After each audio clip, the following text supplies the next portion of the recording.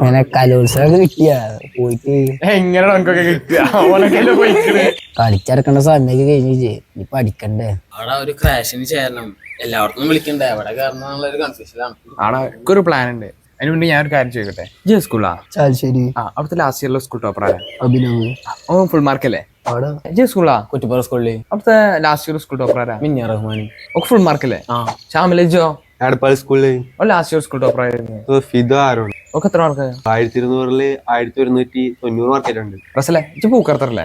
Last year plus one ടോപ്പറാരാ? മെഹറി.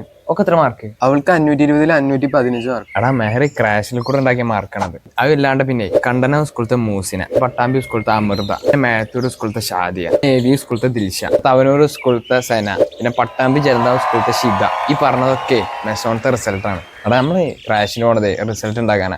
ഞാൻ എന്തായാലും മെസോണക്ക പോണം. എടാ നിങ്ങളും വായോ, റിസൾട്ട് ഔട്ടാ.